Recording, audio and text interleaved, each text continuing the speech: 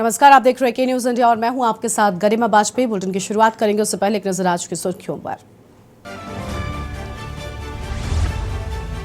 राजीव गांधी की 69वीं जन्मतिथि आज। प्रियंका गांधी ने किया याद। हिमाचल आपदा को लेकर हाई लेवल बैठक। हिमाचल प्रदेश आपदा को लेकर पीएम ने की हाई लेवल बैठक। गृह मंत्री अमित शाह, राजनाथ सिंह रहे मौजूद। भूस्खलन से उत्पन्न हुए हालात पर चर्चा हुई। हिमाचल में बारिश, लैंडस्लाइड से 9,000 घरों में दरारें, 11,000 लोगों ने घर छोड़ा। अरुणाचल से लैंडस्लाइड से कई जिलों का टूटा संपर्क। लद्दाख में सड़क हादसा, नौजवानों की मौत, एक जवान घायल। कुआरी शहर के पास सेना का वाहन खाई में गिरा।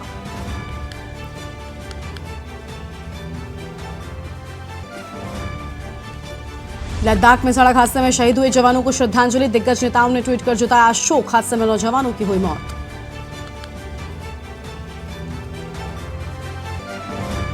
केजरीवाल की छत्तीसगढ़ को 10 गारंटी, कहा बिजली, शिक्षा और स्वास्थ्य मुफ्त। बेरोजगार युवाओं को हर महीने 3,000 रुपए भत्ता देंगे।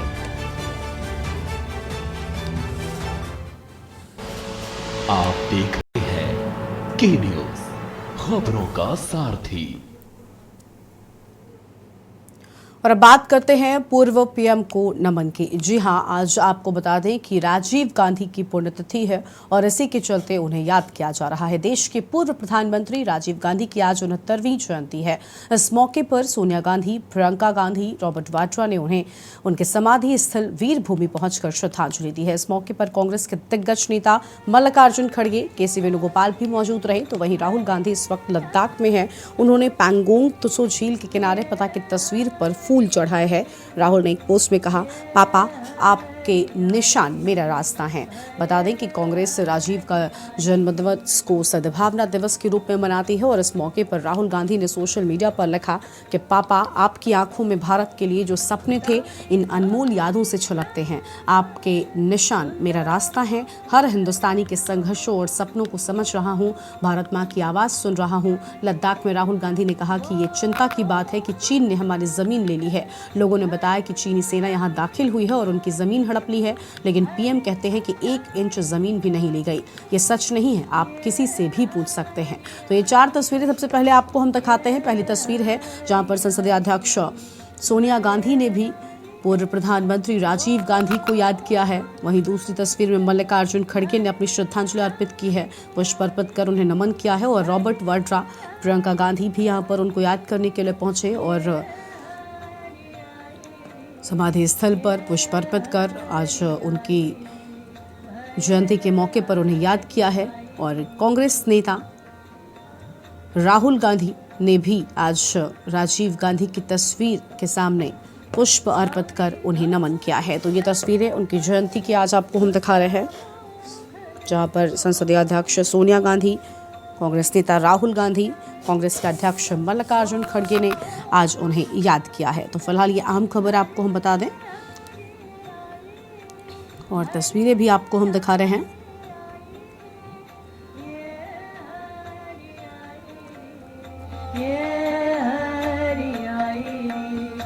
तो वीर भूमि पहुंचकर श्रद्धांजलि दिए जाने की बात सामने आई है।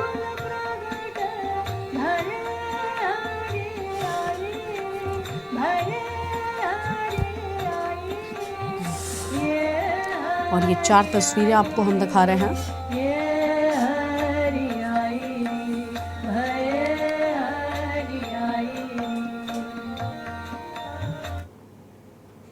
और आगे बढ़ेंगे खबरों की ओर। अगली बड़ी खबर आपको हम चंडीगढ़ से बताते हैं, जहां पर सीएम मनोहर लाल का संवाद हुआ है। भावांतर भरपाई योजना के लाभार्थियों से सीएम ने संवाद किया है और व्यवसाय से जुड़े किसानों के साथ संवाद की बात सामने आई है। संवाद में बाजरा, फल, सब्जी उत्पादक किसान साथ में जुड़े और किसानों ने वर्तमान स्थिति के हिसाब से खेती की है। नए एवं सफल प्रयोग करने का साहसिक कार्य किया है। आपकी सफलता से अन्य किसानों को भी प्रेरणा मिलने की बात। किसान हमारी अर्थव्यवस्था का मूल आधार सरकार है और किसानों की खुशहाली में ही राष्ट्र और प्रदेश की खुशहाली की बात कही गई है।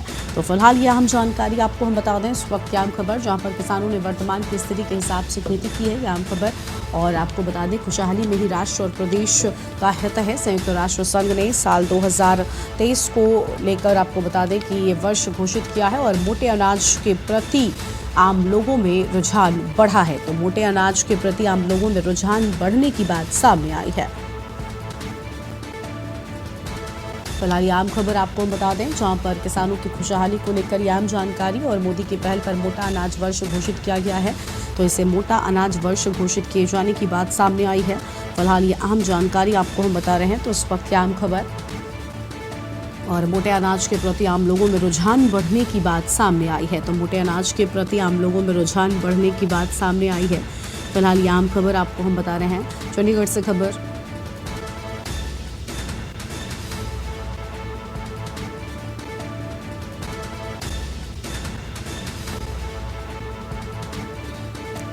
तो चंडीगढ़ से आम खबर आपको हम बता दें, जहां पर संवाद में बाजरा, फल, सब्जी उत्पादक किसान साथ में जुड़े। और यह आम जानकारी आपको हम बता दें, किसानों ने वर्तमान स्थिति के हिसाब से खेती की है। तो किसानों ने वर्तमान स्थिति के हिसाब से खेती की, नए एवं सफल प्रयोग करने का साहसिक कार्य किए जाने की बात भी सामने आई है। और सोलर पंप की तरफ भी सरकार कर रही है प्रेरित। मौजूदा साल में 70,000 सोलर पंप देने का सरकार का लक्ष्य सरकार ने किसानों के हित में आखिरी यहाँ पर आपको बता दें पहुंचा दी है। और सरकार 24 घंटे बिजली दे रही है।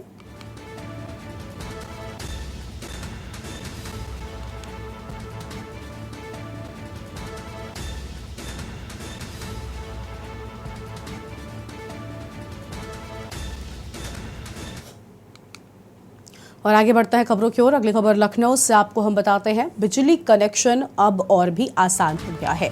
एलडीए और एनओसी के बिना भी कनेक्शन मिलेगा। बहुखंडीय इमारतों में एलडीए द्वारा एनओसी की अनिवार्यता समाप्त हो गई है। उपभोक्ताओं को एनओसी के लगाने पड़ते थे एलडीए के चक्कर, और हाउसिंग सोसाइटी एलडीए एनओसी की नहीं पड़ेगी आवश्यकता। घरेलू बिजली कनेक्शन के लिए एनओसी की आवश्यकता नहीं होगी। एमवीवीएनएल के प्रबंध निदेशक ने आदेश दे दिया है। तो प्रबंध निदेशक की ओर से आदेश दे दिया गया है और अब एलडीए के चक्कर नहीं लगाने होंगे।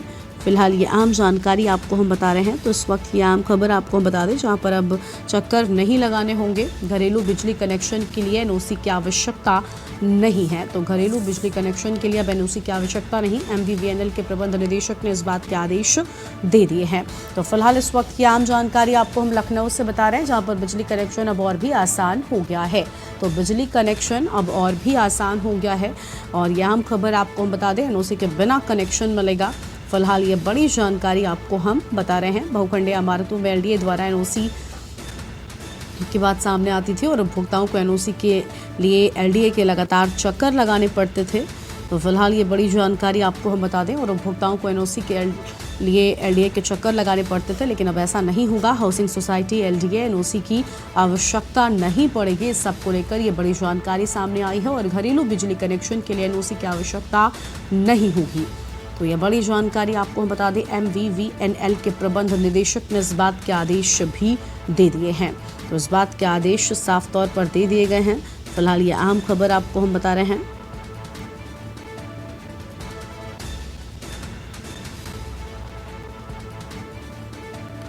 तो यह आम जानकारी, जहां पर बहुखंडीय इमारतों में एलडीए द्वारा एनओसी की अनिवार्यता को समाप्त किए जाने की बात सामने आई है। फिलहाल इस वक्त की आम जानकारी आपको हम बता रहे हैं।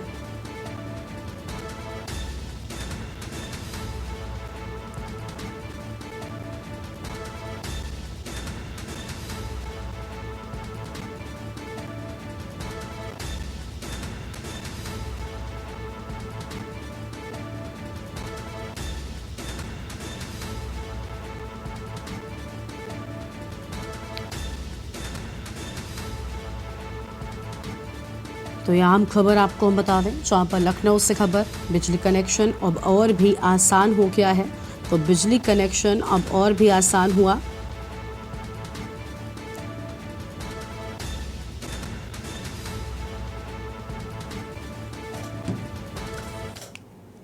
और अब आगे बढ़ते हैं खबरों की ओर। बरेली से खबर है, जहां पर बरेली में आपको बता दें कि आम जानकारी सामने आई है। विधवा पेंशन में बड़ा घोटाला, पतियों को मृत दर्शाकर महिलाएं विधवा पेंशन का लाभ ले रही हैं। ये बड़ी खबर आपको हम बता रहे हैं। 2 दर्जन से अधिक महिलाएं ले रही हैं विधवा पेंशन का लाभ। उप जिलाधिकारी के संज्ञान में आते ही एक्शन शुरू हो गया है और तहसील प्रशासन पूरे प्रकरण की जांच कर रहा है। सीएम योगी की जीरो टॉलरेंस पॉलिसी के बाद भी भ्रष्टाचार हो रहा है। आंवला तहसील के ग्राम गोठा खंडवा से जुड़ा पूरा मामला बताया जाता है।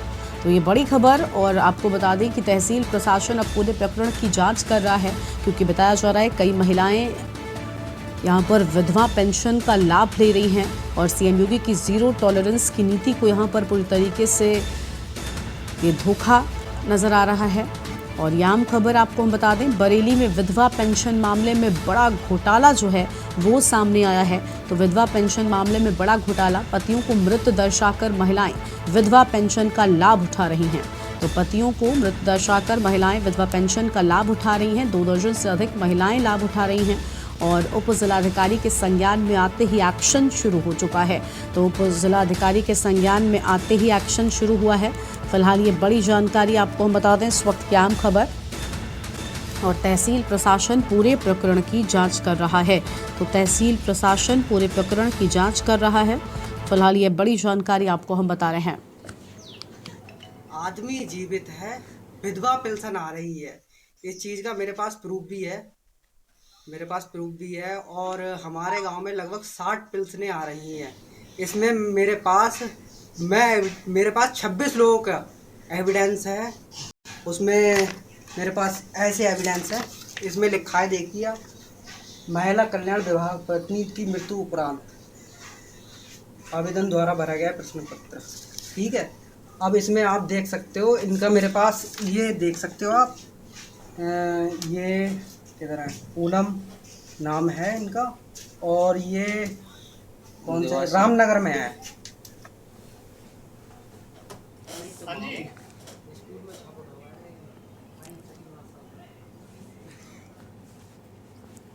और इसी खबर पर अधिक जानकारी के लिए हमारे साथ हमारे संवाददाता विवेक पराश्री जुड़ चुके हैं। विवेक, पतियों को मृत दर्शाकर पत्नियां विधवा पेंशन का लाभ उठा रही हैं, लेकिन ये मामला सिर्फ यहीं तक नहीं है। हैरान कर देने वाला तो है, लेकिन इसके साथ ही सवाल उन जिम्मेदार अधिकारियों पर भी उठ रहे हैं जो ये पेंशन पास करते हैं। ऐसे में ये जो घोटाला सामने आया है, क्या अब इस पर बड़ा एक्शन होगा?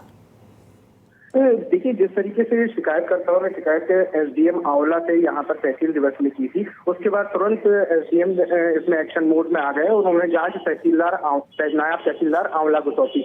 उनके द्वारा प्राथमिक जांच में जो 2 दर्जन से अधिक लोग हैं, अपात्र लोग हैं, उसकी पुष्टि कल की जा चुकी है कि अपात्र लोग भी इसमें हैं। और आगे के लिए ये उन्होंने ये बताया है कि टीमें बनाकर पूरे ब्लॉक में, पूरे रामनगर ब्लॉक में इसकी जांच की जाएगी, कहां कहां किन किन ग्राम पंचायतों में इस तरीके के और मामले सामने आने वाले हैं। और इस पूरे प्रकरण में जहां सचिव से लेकर कई उच्च अधिकारियों तक इसमें इसको अप्रूव करते हैं, पेंशन को कई तरीके से जांची परखी जाती है, ऑनलाइन प्रक्रिया होती है इसकी। लेकिन ये बड़ा अपने आप में बहुत बड़ा मामला है, जिस तरीके का भ्रष्टाचार सामने आया है। ठीक है, बहुत शुक्रिया आपका विवेक, हमारे साथ जुड़ने के लिए, अधिक जानकारी हमारे दर्शकों तक पहुंचाने के लिए। तो यह आम खबर आपको हम बता दें, जहां पर महिलाएं पतियों को मृत दर्शाकर पेंशन का लाभ उठा रही हैं और उप जिलाधिकारी के संज्ञान में आते ही एक्शन शुरू होने की बात सामने आ रही है। यह आम खबर आपको हम बता दें, जहां पर बरेली में विधवा पेंशन में बड़े घोटाले की बात सामने आई है और पतियों को मृत दर्शाकर महिलाएं विधवा पेंशन का लाभ उठा रही हैं। यह हैरान कर देने वाला मामला बरेली से सामने आया है। 2 दर्जन से अधिक महिलाएं विधवा पेंशन का लाभ उठा रही हैं।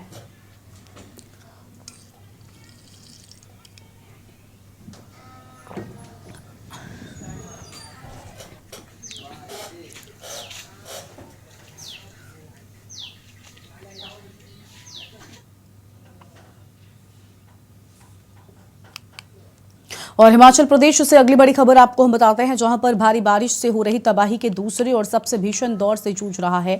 पिछले कुछ घंटों में प्रदेश के विभिन्न इलाकों में भारी बारिश के चलते जानमाल का बड़ा नुकसान हुआ है। और हिमाचल और उत्तराखंड में 24 जून से अब तक मानसूनी बारिश ने भारी तबाही मचाई है। जहां हिमाचल प्रदेश में तो वहीं बारिश ने 50 साल का तो रिकॉर्ड तोड़ दिया है। और राज्य में बाढ़, बारिश और लैंडस्लाइड से जुड़ी घटनाओं में 330 लोगों की मौत हो गई है। ये रिपोर्ट देखिए।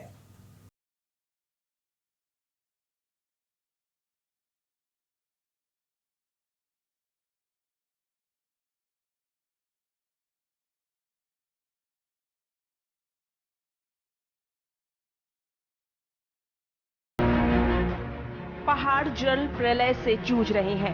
पहाड़ी क्षेत्रों में भारी बारिश के चलते नदियां उफान पर हैं। पहाड़ दरक रहे हैं। जगह जगह लैंडस्लाइड से तबाही देखने को मिल रही है। आसमानी आफत से हर तरफ हाहाकार मची हुई है। भारत के 2 पहाड़ी राज्यों उत्तराखंड और हिमाचल प्रदेश में मानसून तबाही लेकर आया है। हिमाचल में 24 जून से अब तक कई लोगों की मौत हो चुकी है, जबकि कई लोग लापता हैं। राज्य में बारिश, लैंडस्लाइड से जुड़ी घटनाओं में 10,000 से ज्यादा घरों को नुकसान पहुंचा है। तो वहीं उत्तराखंड में मानसून आने के बाद से अब तक कई लोगों की मौत हुई है, जबकि कई लोग लापता हैं। राज्य को लगभग 650 करोड़ रुपए का नुकसान हुआ है। मौसम विभाग के मुताबिक हिमाचल प्रदेश में इस साल मानसून के 54 दिन में 742 मिलीमीटर बारिश हो चुकी है, जबकि 1 जून से 30 सितंबर के बीच सीजन का औसत 730 मिलीमीटर बारिश होती है। शिमला मौसम विज्ञान केंद्र के निदेशक सुरिंदर पॉल ने बताया कि इस जुलाई में राज्य में दर्ज की गई बारिश ने पिछले 50 सालों के सभी रिकॉर्ड तोड़ दिए हैं। इससे पहले जुलाई में बारिश और बाढ़ ने हिमाचल की मंडी, कुल्लू, शिमला में भारी तबाही मचाई थी। इस तबाही में सैकड़ों सड़कें, ब्रिज और बुनियादी ढांचों को नुकसान हुआ था। हिमाचल में रविवार से भारी बारिश जारी है। इसके चलते शिमला, सोलन समेत कई जिलों में लैंडस्लाइड हुए हैं। शिमला में समर हिल, फगली और कृष्णानगर लैंडस्लाइड में सबसे ज्यादा प्रभावित हुए। राज्य में बारिश और लैंडस्लाइड से 3 दिन में कई लोगों की मौत हो चुकी है, जबकि कई लोग लापता हैं। राज्य के बुनियादी ढांचों को बारिश, बाढ़ और लैंडस्लाइड से भारी नुकसान पहुंचा है। हिमाचल के सीएम सुखविंदर सिंह सुक्खू ने बुनियादी ढांचों के पुनर्निर्माण के काम को पहाड़ जैसी चुनौती बताया। हिमाचल प्रदेश के सीएम सुक्खू ने कहा कि राज्य को इस मानसून में भारी बारिश के कारण करीब 10,000 करोड़ से भी ज्यादा रुपए का नुकसान हुआ है। बारिश और लैंडस्लाइड की वजह से बर्बाद हुए बुनियादी ढांचों के पुनर्निर्माण में 1 साल से भी ज्यादा का समय लग सकता है। सीएम ने कहा, सड़कों और जल परियोजनाओं के पुनर्निर्माण में समय लग सकता है। सुक्खू ने बताया कि थल सेना, वायुसेना, एनडीआरएफ और एसडीआरएफ बाढ़ प्रभावित क्षेत्रों में लगातार लोगों को निकालने में जुटी हुई है। इस प्रक्रिया में पुलिस और होमगार्ड के जवानों को भी शामिल किया गया है। फिलहाल जो हिमाचल अब तक सबसे खूबसूरत दिखा करता था, अब उसकी तस्वीर और रौनक दोनों ही बदल चुकी हैं। हिमाचल प्रदेश को अब डिजास्टर राज्य घोषित किया जा चुका है। अब देखना ये होगा कि ये तस्वीर फिर से बनने में कितना और समय लगेगा। प्रिया चंदेल की डेस्क रिपोर्ट के न्यूज़ इंडिया।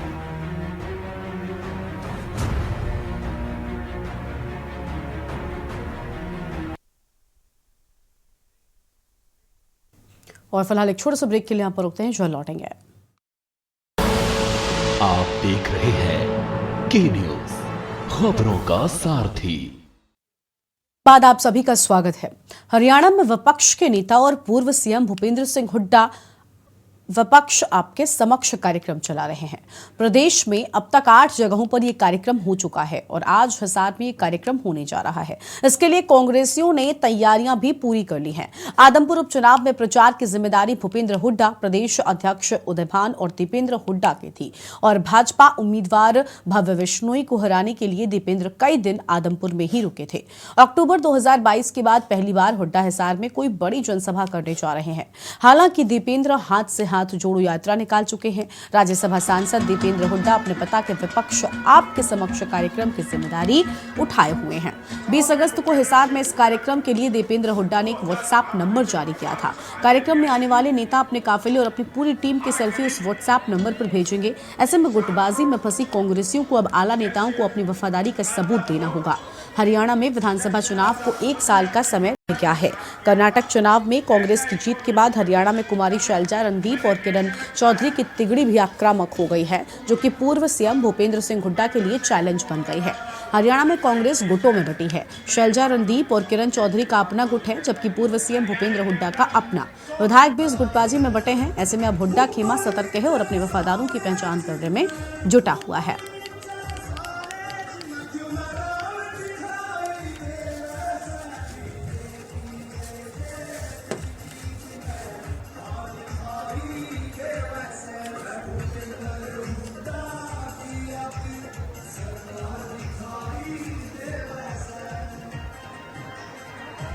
और इसी खबर पर अधिक जानकारी के लिए हमारे साथ हमारे संवाददाता अमित मेहता जुड़ चुके हैं। अमित, हिसार के सेक्टर 104 में महारैली का आयोजन किया गया है, क्या पूरी जानकारी है आपके पास सब पूरे मामले से जुड़े, और ये जो अभियान चल रहा है इससे जुड़ी क्या जानकारी है आपके पास?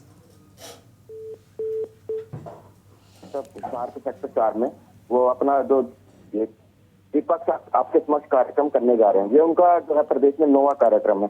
इससे पहले वो रोहतक लोकसभा को छोड़ के बाकी सभी लोकसभा सीटें हैं, चाहे आपका कुरुक्षेत्र है या आपका क्या कहते हैं सिरसा लोकसभा क्षेत्र है, आपका सोनीपत लोकसभा क्षेत्र है, दीवानी महेंद्रगढ़ लोकसभा क्षेत्र है और अंबाला लोकसभा क्षेत्र, सब जगह अपना जो है इस तरह कार्यक्रम कर चुके हैं। हुड्डा इसके जरिए एक अपनी ताकत दिखाने की कोशिश कर रहे हैं कि इनमें अभी भी काफी दमखम है पार्टी के अंदर और विरोधियों में, क्योंकि पार्टी के अंदर एक और गुट भी है जो है जिन्होंने अपनी एक अलग ग्रुप बना लिया है, जिसमें रणदीप सुरजेवाला, शैलजा और किरण चौधरी शामिल है। इसके जरिए वो अपना अभी दिखाना जा रहे हैं। अच्छा, आपको एक बात बता दूं कि जो हिसार लोकसभा क्षेत्र एक ऐसा क्षेत्र है जहाँ पे कांग्रेस का इस टाइम कोई भी विधायक नहीं है। पिछले विधानसभा चुनाव में यहाँ से मतलब 4 विधायक कांग्रेस के, मतलब 4 विधायक माफ कीजिएगा 4 विधायक बीजेपी के चुने गए थे, 4 विधायक जेजेपी के थे और 1 विधायक कांग्रेस का था जो कुलदीप बिश्नोई थे। कुलदीप बिश्नोई पिछले साल जो है कांग्रेस मतलब बीजेपी में शामिल हो गए थे, लेकिन उनके बेटे गौरव के जो उपचुनाव जीतने के बाद फिलहाल जो है यहाँ पर कांग्रेस का कोई भी विधायक बाकी नहीं रह गया।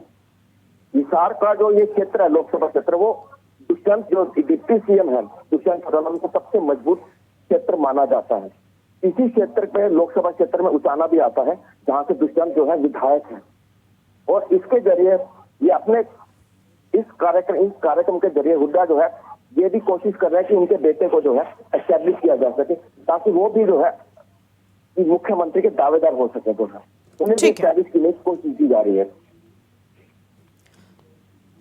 ठीक है, तो देखिए हिसार के सेक्टर 104 में ये कार्यक्रम हो रहा है और विपक्ष आपके समक्ष का 9वां कार्यक्रम है, लेकिन इस कार्यक्रम को लेकर आम जनता का क्या रुख है हमें, तो उसको लेकर कोई जानकारी आपके पास? आम जनता में जैसे अभी तक जितने पिछले कार्यक्रम देखे गए अभी तक 8 लोकसभा क्षेत्रों में हुए, उनमें लोगों का एक अच्छा रिस्पॉन्स रहा है, मतलब जो कार्यक्रम को जो विपक्ष कार्यक्रम के जरिए। लेकिन हाँ, हिसार में भी ठीक दिखाई दे रहा है कि लोगों की ठीक ठाक भीड़ आ रही है जो है उनको सुनने के लिए हुड्डा को। अब ये देखना होगा कि जैसे कि उनको कि वो वोटों में कितना तब्दील होता है जो अगले साल विधानसभा चुनाव है उसमें वो वोटों में कितना तब्दील हो पाता है। बिल्कुल बिल्कुल अमित, मेरा अगला सवाल भी यही था कि अगले साल विधानसभा का चुनाव है और अब सभी पार्टियां जब पूरी जोर शोर के साथ विधानसभा चुनाव की तैयारियों में जुट गई हैं, ऐसे में ऐसे अभियान जब एक पक्ष की ओर से हो रहे हैं तो जो बाकी की पार्टियां हैं, बाकी के पक्ष है, क्या उनकी ओर से भी इसी तरीके से अभियान चलाकर अपने पक्ष में वोटों की अपील की जाएगी, या अभी से वोट के लिए माहौल बनाना क्या शुरू कर दिया जाएगा राजनीतिक पार्टियों की ओर से? अभी से कर दिया गया। जो सरकार है बीजेपी जो प्रदेश में सत्तारूढ़ है, सीएम जो मनोहर लाल खट्टर वो जगह जगह जा रहे हैं, लोगों से अपनी योजनाओं के जरिए बातचीत कर रहे हैं, उनके लाभार्थियों से मिल रहे हैं, उनसे वो जनसंवाद कर रहे हैं, मतलब उनसे बात कर रहे हैं जो, और उनको अपना जो है वोटर मतलब अपनी तरफ खींचने की पूरी पुरजोर कोशिश कर रहे हैं। दूसरी तरफ जो डिप्टी सीएम दुष्यंत चौटाला, उनकी पार्टी जेजेपी लगी हुई है, अलग अलग जगहों पे वो भी अपने कार्यक्रम कर रही है, रैली कर रहे हैं। बिल्कुल, तो यानी ऐसा नहीं जनता है- से संवाद का कार्यक्रम अभी से शुरू हो चुका है। लगातार खुद सीएम भी इसको लेकर एक्टिव नजर आते हैं, जनता के बीच जाते हैं, जनता की बातों को सुनते हैं। बहुत शुक्रिया आपका अमित, हमारे साथ जुड़ने के लिए, अपनी बात यहां पर रखने के लिए। तो हिसार के सेक्टर 104 में महारैली का आयोजन किया गया और विपक्ष आपके समक्ष अभियान शुरू हो चुका है और 9वां कार्यक्रम है। हिसार से आम खबर आपको हम बता दें, जहां पर विपक्ष आपके समक्ष का 9वां कार्यक्रम और हर लोकसभा में कांग्रेस कार्यक्रम कर रही है। और आदमपुर उपचुनाव के बाद कांग्रेस की पहली जनसभा को लेकर ये आम खबर आपको हम बता रहे थे। तो हरियाणा में विपक्ष के नेता और पूर्व सीएम भूपेंद्र सिंह हुड्डा विपक्ष आपके समक्ष कार्यक्रम चला रहे हैं। प्रदेश में अब तक 8 जगहों पर यह कार्यक्रम हो चुका है। आज हिसार में यह कार्यक्रम होने जा रहा है और इसके लिए कांग्रेसियों ने तैयारियां पूरी कर ली है। आदमपुर उपचुनाव में प्रचार की जिम्मेदारी भूपेंद्र हुड्डा, प्रदेश अध्यक्ष उदय भान और दीपेंद्र हुड्डा की थी। भाजपा उम्मीदवार भव्य विश्नोई को हराने के लिए दीपेंद्र कई दिन आदमपुर में ही रुके थे। अक्टूबर 2022 के बाद पहली बार हुड्डा हिसार में कोई बड़ी जनसभा करने जा रहे हैं। हालांकि दीपेंद्र हाथ से हाथ जोड़ो यात्रा निकाल चुके हैं और राज्यसभा सांसद दीपेंद्र हुड्डा अपने पिता के विपक्ष आपके समक्ष कार्यक्रम की जिम्मेदारी उठाए हुए हैं। 20 अगस्त को हिसार में इस कार्यक्रम के लिए दीपेंद्र हुड्डा ने एक व्हाट्सएप नंबर भी जारी किया था। कार्यक्रम में आने वाले नेता अपने काफिले और अपनी पूरी टीम की सेल्फी उस व्हाट्सएप नंबर पर भेजेंगे। ऐसे में गुटबाजी में फंसी कांग्रेसियों को अब आला नेताओं को अपनी वफादारी का सबूत भी देना होगा। हरियाणा में विधानसभा चुनाव को 1 साल का समय रह गया है। कर्नाटक चुनाव में कांग्रेस की जीत के बाद हरियाणा में कुमारी शैलजा रणदीप और किरण चौधरी की तिगड़ी भी आक्रामक हो गई है, जो कि पूर्व सीएम भूपेंद्र सिंह हुड्डा के लिए चैलेंज बन गए हैं। हरियाणा में कांग्रेस गुटों में बटी है। शैलजा रणदीप और किरण चौधरी का एक अपना गुट है, जबकि पूर्व सीएम भूपेंद्र हुड्डा का अपना गुट है। विधायक भी इस गुटबाजी में बटे हुए हैं। ऐसे में हुड्डा खेमा सतर्क है और अपने वफादारों की पहचान करने में जुटा हुआ है।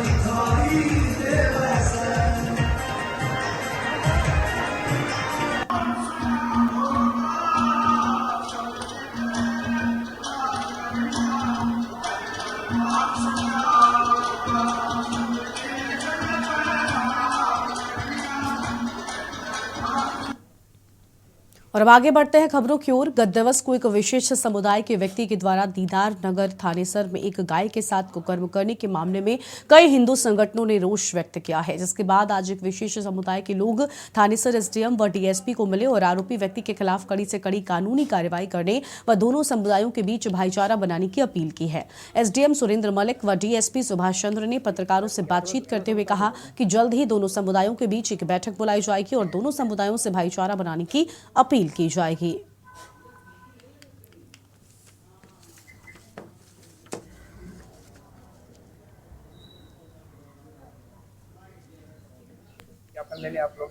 आज हम ज्ञापन देने के लिए इसलिए आए हैं, जिस आदमी ने मुझे कृत्य किया है उसकी हम घोर निंदा करते हैं। सारा समाज घोर निंदा करता है और प्रशासन के भी हमने ये अपील करी है कि हम इसकी घोर निंदा करते हैं और आपस में भाईचारा बना रहे, इसके लिए हम प्रयास कर रहे हैं। प्रशासन ने भी ये आश्वासन दिया भी इसकी आप भाईचारा बनाए रखें और कोई ऐसी बात हो तो प्रशासन के नोटिस मिले। सर, आज हम मुस्लिम समाज की तरफ से ज्ञापन देने आए हैं। जो ये घिनौना काम दीदार नगर में हुआ है, पूरा मुस्लिम समाज शर्मसार है और उसकी घोर निंदा करता है और प्रशासन से अपील करते हैं कि कड़ी से कड़ी सजा दी जाए और हमारा हिंदू भाइयों के साथ आपसी भाईचारा बना रहे। ये मुस्लिम जन कल्याण ट्रस्ट है, उसके सदस्य थे ये 15-20 लोग। तो इन्होंने प्रशासन से अनुरोध किया है कि जो ये शर्मनाक घटना हुई है इसका इनको बड़ा दुख है और ये पुलिस द्वारा जो भी कार्रवाई की जा रही है उसको सपोर्ट करते हैं और चाहते हैं भाई कानून सख्त कार्रवाई करे और माहौल आपस में भाईचारा बनाए रखेंगे। और फिलहाल यहाँ पर रुकते एक छोटे से ब्रेक के लिए जो लौटेंगे।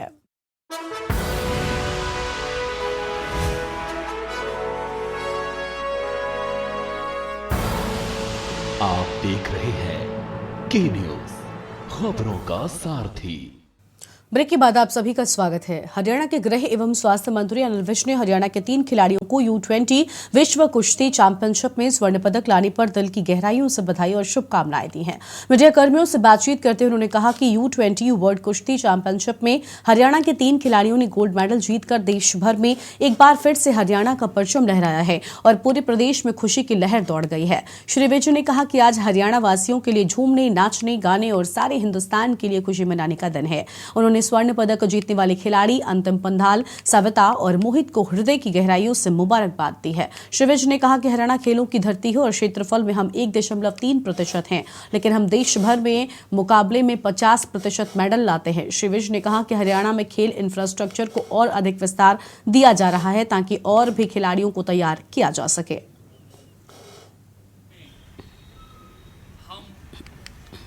50% तक पहुंचते हैं सारे देश में। हम और इंफ्रास्ट्रक्चर बना रहे हैं ताकि और खिलाड़ियों को तैयार किया जा सके। आज हरियाणा वासियों के लिए झूमने, नाचने और गाने का और सारे हिंदुस्तान के लिए खुशियां मनाने का दिन है कि हरियाणा के 3 खिलाड़ियों ने U20 में गोल्ड हासिल किया है। मैं अंतिम पंघाल, सविता और मोहित को हृदय की गहराइयों से मुबारकबाद देना चाहता हूँ। हरियाणा खेलों की धरती है। क्षेत्रफल में हम 1.3% हैं, लेकिन मेडल्स में हम 50% तक पहुंचते हैं सारे देश में। हम और इंफ्रास्ट्रक्चर बना रहे हैं ताकि और खिलाड़ियों को तैयार किया जा सके। यमुनानगर में जिला बाल परिषद की तरफ से राज्य स्तरीय हरियाली तीज महोत्सव का आयोजन किया गया। कार्यक्रम में मुख्य अतिथि हरियाणा के राज्यपाल बंडारू दत्तात्रेय पहुंचे हैं और कार्यक्रम की अध्यक्षता कैबिनेट मंत्री कंवरपाल गुर्जर और विशिष्ट अतिथि यमुनानगर के विधायक घनश्याम अरोड़ा ने की थी। इसके अलावा तमाम नेता और अधिकारी कार्यक्रम का हिस्सा रहे। बच्चों की तरफ से कई तरह की सांस्कृतिक झलकियां भी प्रस्तुत की गई हैं। हरियाली तीज कार्यक्रम में महिलाओं ने भी बढ़ चढ़कर भाग लिया और झूला झूलती नजर आई है। इसके अलावा कई तरह की प्रदर्शनियां दिखाई गई। महिलाओं ने तीज के त्योहार की महत्वता बताई और इसके पीछे मनाने की वजह भी बताई है। कार्यक्रम में तमाम बड़े नेताओं और अधिकारियों को सम्मानित किया गया और कार्यक्रम में हिस्सा लेने वाले बच्चों का न सिर्फ हौसला बढ़ाया गया बल्कि उन्हें मोमेंटम देकर उन्हें सम्मानित भी किया गया है।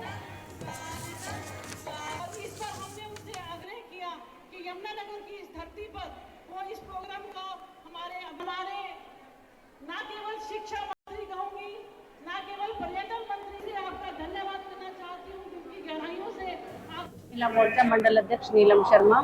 मैं अपने जो हमारे यहाँ से मंत्री जी आए हैं बंडारू जी, उनका भी, अपने शिक्षा मंत्री जी उनका भी, अपने विधायक जी, हमारे मेयर सर, हमारे डिप्टी मेयर रानी कार्ला जी, सबका तहे दिल से धन्यवाद करना चाहती हूँ कि उन्होंने हमारी महिलाओं के लिए और हमारे लिए एक ऐसा प्रोग्राम करने के लिए सोचा कि जिससे हम महिलाएं भी इंजॉय करें। क्योंकि वैसे तो हम लोग ना कहीं भी कभी किसी प्रोग्राम के लिए, कभी किसी प्रोग्राम के लिए जाते रहते हैं, लेकिन आज का जो ये प्रोग्राम है ये एक भव्य प्रोग्राम किया गया है। हमारे तीज महोत्सव को मनाया गया है और इसमें सभी बहनों के लिए, जैसे झूले का भी आप पीछे देख रहे हैं, झूले का अरेंजमेंट है, फूड्स का अरेंजमेंट है, सबको सीटिंग से बहुत अच्छी तरीके से जो हमारे अरेंजमेंट है, तो हम बहुत इंजॉय कर रही हैं। क्यों मनाते हैं ये जो तीज का त्योहार है? ये सावन के महीने में शुक्ल पक्ष की तीज को मनाया जाता है। ये अमावस्या के बाद जो तीज आती है उसको मनाया जाता है। ये सुहागिने अपने मतलब जो पति होता है, हस्बैंड होता है, उसकी लंबी आयु के लिए व्रत रखती हैं और इस दिन मतलब हरे कपड़े, हरी चूड़ियाँ, हरा श्रृंगार करती हैं और इस दिन जो होता है ये मतलब पकवान बनती हैं और अच्छी अच्छी चीज़ें बनाती हैं और निनसते हैं। जो अपने से बड़े होते हैं, सास ससुर, जेठ जेठानी या बड़ी जो छोटी बहनें होती हैं, उनको भी ये त्योहार हम देते हैं। और ये त्योहार मतलब एक बहुत अच्छा त्योहार है। माता पार्वती सैकड़ों वर्षों के साधना के पश्चात भगवान शिव से मिली थी। यह भी कहा जाता है माता पार्वती ने भगवान शिव को पति के रूप में पाने के लिए 100 साल तक जन्म लिया। माता को पति के रूप में शिव प्राप्त न हो सकी। 108वीं बार माता पार्वती ने जब जन्म लिया तब श्रावण मास की शुक्ल पक्ष तृतीया को भगवान शिव पति के रूप में प्राप्त हुआ है। अगली खबर है फरीदाबाद के राहुल कॉलोनी से, जहां पर पुलिस का बड़ा एक्शन देखने को मिला है। अवैध रूप से नशा तस्करी कर कमाई गई संपत्ति से बने मकान दुकान को पुलिस बल की मौजूदगी में ही बुलडोजर की मदद से ढहा दिया गया। बता दें कि इन तीनों नशा तस्करों के खिलाफ थाना एसडीएम नगर थाने में नशा तस्करी के कई मामले दर्ज हैं और फिलहाल अभी तीनों आरोपी जेल में बंद हैं। इस मामले में डीसीपी नरेंद्र कादियान ने जानकारी देते हुए बताया कि जिनके मकानों को तोड़ा जा रहा है वो सभी नशा तस्करों के हैं और इनके खिलाफ एनडीपीएस एक्ट के तहत 6 मुकदमे दर्ज हैं।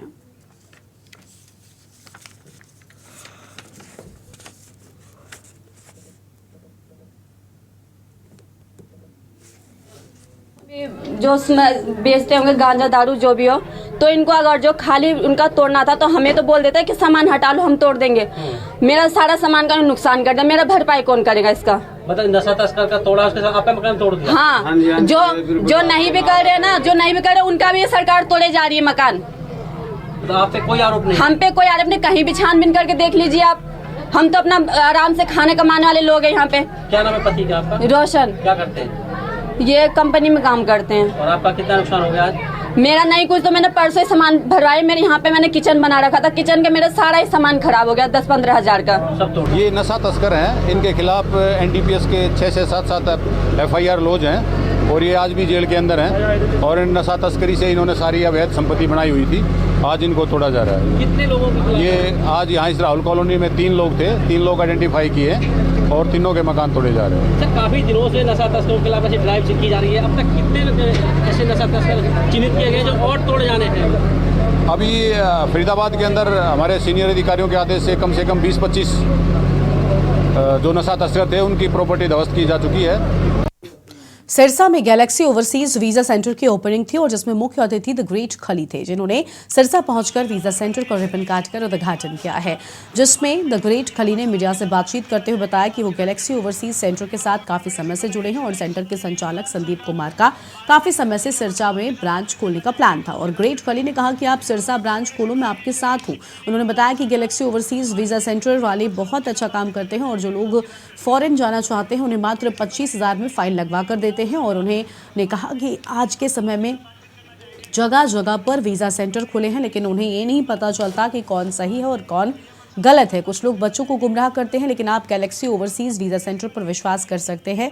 द ग्रेट खली ने कहा कि गैलेक्सी ओवरसीज के संचालक संदीप कुमार खुद स्पोर्ट्स पर्सन है और स्पोर्ट्स पर्सन हमेशा सही काम करता है क्योंकि उसको अपने इमेज का डर रहता है।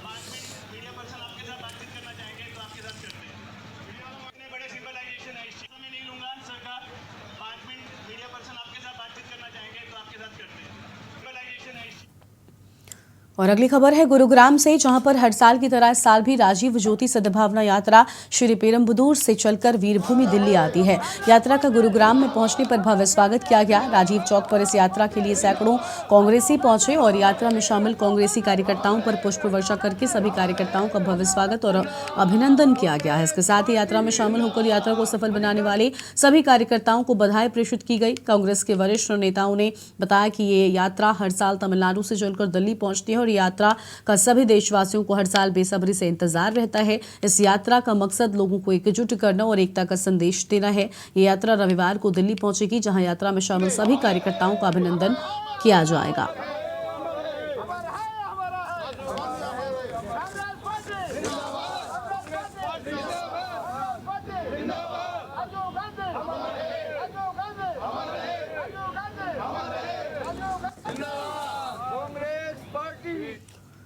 और अगली खबर है सिरसा से, जहां पर इंडियन नेशनल लोकदल के प्रधान महासचिव व एलनाबाद के विधायक अभय सिंह चौटाला ने कहा कि उनके हलके का गांव जमाल उनका अपना गांव है, जहां के निवासियों के साथ उनकी कई पीढ़ियों की सांझ है और यहां के सुख दुख में वो बराबर के शरीक रहे हैं। वो शुक्रवार की शाम को गांव जमाल स्थित जलघर में पिछले 6 दिनों से ग्रामीणों की ओर से जमाल टेक तक पानी न पहुंचाने के विरोध स्वरूप दिए जा रहे धरने पर ग्रामीणों को संबोधित कर रहे थे। अहम बात यह है कि उपरोक्त मांग के चलते 2 ग्रामीण पानी की टंकी पर भी चढ़कर अपना विरोध जाहिर कर रहे हैं और इस दौरान एलनाबाद के विधायक अभय सिंह चौटाला ने उन्होंने कहा कि वो सदैव गांव के विकास के लिए प्रयासरत रहे हैं और यही कारण है कि इस गांव में बना जलघर भी उनके शासनकाल में ही बना है। इनेलो नेता अभय सिंह चौटाला ने कहा कि कुछ लोगों ने गांव में उनके संदर्भ में भ्रम की स्थिति पैदा कर रखी थी और विधायक अभय सिंह चौटाला ने ही सिंचाई विभाग के अधिकारियों को कहकर ये कि टेल न पानी पहुंचाने के लिए कहा गया है। अपनी एक कमेटी बना रखी है गांव वालों ने। मैंने कमेटी को कहा है भी जो फैसला तुम करोगे मैं तुम्हारे साथ हूं, क्योंकि मैं तुम्हारा नुमाइंदा हूं। तुम जो फैसला लोगे मैं तुम्हारे साथ उस फैसले के ऊपर खड़ा रहूंगा। अधिकारियों को मैंने बताया कि इसका कोई भी किसी भी तरीके से कैसे समाधान निकले, इसके लिए जल्दी से जल्दी लोगों को दिक्कत ना हो। गर्मी का मौसम है, लोग जो टंकी पे चढ़ करके बैठता है उसको पता है कितना परेशान है। खबर है गुरदासपुर से, जहां पर पोंग डैम में पानी छोड़ने से बांसदरिया में पानी का स्तर बढ़ गया है और जिसकी वजह से गुरदासपुर के काफी गांव में पानी भर गया और लोगों का भारी नुकसान भी हो गया। प्रशासन की ओर से लगातार बचाव कार्य चलाए जा रहे हैं, तो वहीं कुछ लोगों की दुकान और सड़कें पूरी तरीके से टूट गई हैं। कुछ दुकानदारों ने कहा कि पानी का बहाव इतना तेज था कि सड़कें टूट गई, उनकी दुकानों में पानी भर गया और दुकानें भी टूट गई। उन्होंने कहा कि कुछ गाँव में घर तक टूट गए हैं, लोगों के जानवर मर गए, यहाँ तक कि लोगों को अपने घर को छोड़कर सड़क पर रहना पड़ा। गरीब आदमी अपनी पूरी जिंदगी की कमाई करके एक घर बनाता है, लेकिन कुदरती आफत के आगे किसी की भी नहीं चलती।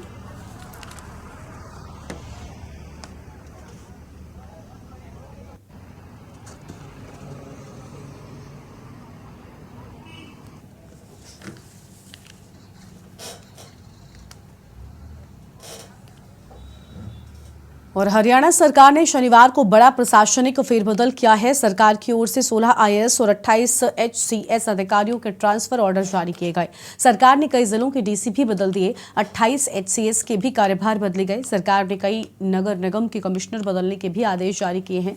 फरीदाबाद नगर निगम कमिश्नर जितेंद्र दहिया का भी तबादला कर दिया गया है, वो अब रोहतक निगम कमिश्नर का चार्ज संभालेंगे।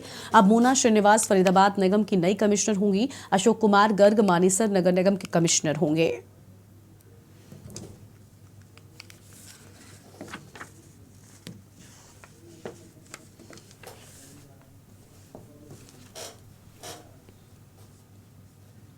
और आगामी चुनावों के मद्देनजर कांग्रेस में बदलाव जारी है और इस साल के आखिर में होने वाले असेंबली और अगले साल के लोकसभा चुनाव के मद्देनजर कांग्रेस पार्टी ने गुरुवार को कांग्रेस के महासचिव चौधरी रणदीप सुरजेवाला को मध्य प्रदेश प्रभारी महासचिव की जिम्मेदारी सौंपी है, जिसको लेकर यमुनानगर के चूनाभट्टी के कांग्रेस पार्टी कार्यकर्ताओं में खुशी है और सुरजेवाला को मध्य प्रदेश प्रभारी बनाए जाने पर यमुनानगर के चूनाभट्टी वासियों ने सुरजेवाला को बधाई दी और बांटकर खुशी जाहिर की है। चूनाभट्टी के जिलाध्यक्ष किसान कांग्रेस नरेश वाल्मीकि ने कहा कि चौधरी रणदीप सुरजेवाला को मध्य प्रदेश का प्रभारी बनाए जाने पर हम सब धन्यवाद अदा करते हैं कांग्रेस का। और इस मौके पर विशाल सौदे, फिरोज खान, राहुल चंडालिया, पवन बडलान और कई अहम लोगों की मौजूदगी रही है।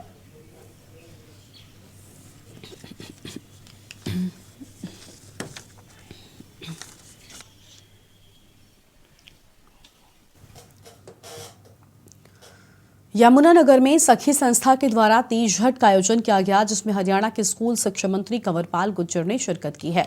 महिलाओं के द्वारा आयोजित कैंप की सराहना करते हुए मंत्री ने कहा कि महिलाएं आज हर क्षेत्र में आगे हैं।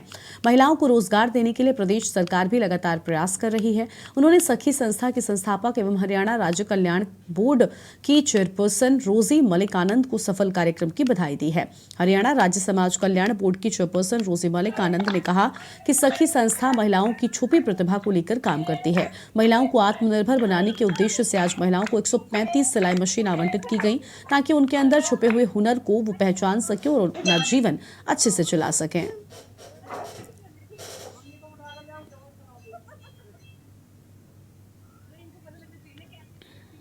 आज हरियाली तीज है और हरियाली की तीज पे सब लोग बड़ा एंजॉय करते हैं। आप देख ही रहे होगे, हर जगह झूले झूले हैं, सब लोग झूले झूल रहे हैं, सबने नए नए कपड़े पहने हैं। सब लोग इस त्योहार का बहुत बेसब्री से इंतजार करते हैं। सबको मतलब बड़ा एंजॉय कर रहे हैं। जी, क्या नाम है मैम आपका? नेहा कौशिक। जी मैम, क्या कुछ कहें? जी, मैं तीज के बारे में ये कहना चाहूंगी, आजकल की जो युवा जनरेशन है वो और ही कामों में व्यस्त है और जो इतना हमारा अच्छा ये फेस्टिवल है उसको वो भूल चुके हैं। तो उन्हें भी ये हम सारी जो तीज का त्योहार है उन्हें अच्छे से मनाना चाहिए और खूब एंजॉय करना चाहिए अपनी फैमिली के साथ भी। धन्यवाद। क्या नाम है आपका? जस्सी। यस, हाँ, होने चाहिए इस तरह के फेस्टिवल। आजकल के बच्चों को तो वैसे पता ही नहीं कि आजकल फेस्टिवल क्या होते हैं। तो मतलब कि अगर लेकर आए तो अच्छा लगता है कि ऐसे फेस्टिवल होने चाहिए बच्चों को, क्योंकि आज की जनरेशन को भी पता लगना चाहिए कि हमारे उत्सव है जो लेडीज के लिए स्पेशल होता है बहुत। आज के दिन उनके सुहागनों के लिए तो झूला झूलना, मेहंदी लगाना, हरी हरी चूड़ियाँ पहनना और श्रृंगार करना, बड़े हर्षोल्लास के साथ ये त्योहार मनाया जाता है। और इसीलिए हम यहाँ पे झूले खाने आए हैं, झूले झूलने आए हैं। तीज की शुभकामनाएं सभी को, सभी औरतों को हमारी तरफ से बहुत बहुत बधाई। अगली खबर है दुमका से, जहां पर जिलों के रामगढ़ थाना क्षेत्र के ढाकोटेही गांव में युवक ने अपनी पत्नी की लकड़ी से पीट कर हत्या कर दी। इसके बाद आनन फानन में उसके शव को जला भी दिया गया। युवक को शक था कि जब वो घर से बाहर जाता है तो पत्नी गांव के ही एक युवक के साथ अवैध संबंध रखती है और इस मामले में पुलिस ने हत्यारे पति को गिरफ्तार कर लिया है।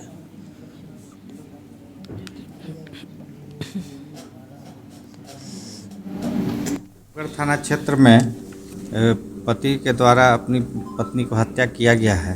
साथ ही साथ उसका शव को पुलिस के जाने से पहले ही जला दिया गया। ऐसा सूचना मिला हम लोग को, तो गए तो उसके निशानदेही पर जहां जलाया था उसका अवशेष भी मिला और उससे कड़ाई से पूछताछ किया गया तो उसने अपना जुर्म भी कबूला कि हम उसके मारे जिससे उसकी मृत्यु हो गई। उसको संदेह था कि उसकी पत्नी जो है अन्य लोगों के साथ अवैध संबंध है, जिसे उसी शक के आधार पर उसको मारपीट किया था जिससे उसकी मृत्यु हो गई। और जो डंडा का इस्तेमाल किया था वो भी बताया कि इसी से मारे थे, उसको हम लोग जब्त किए हैं।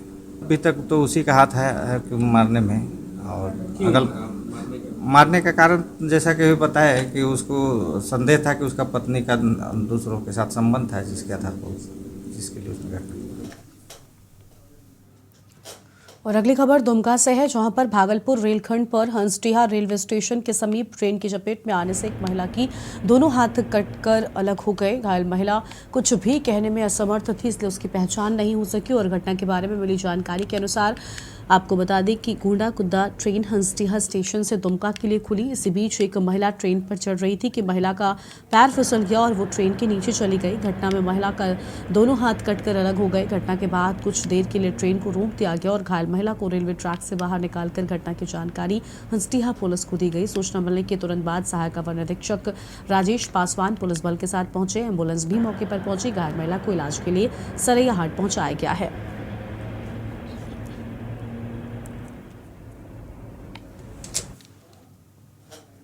और फिलहाल इस बुलेटिन में इतना ही। आप देखते रहिए के न्यूज़ इंडिया। नमस्कार।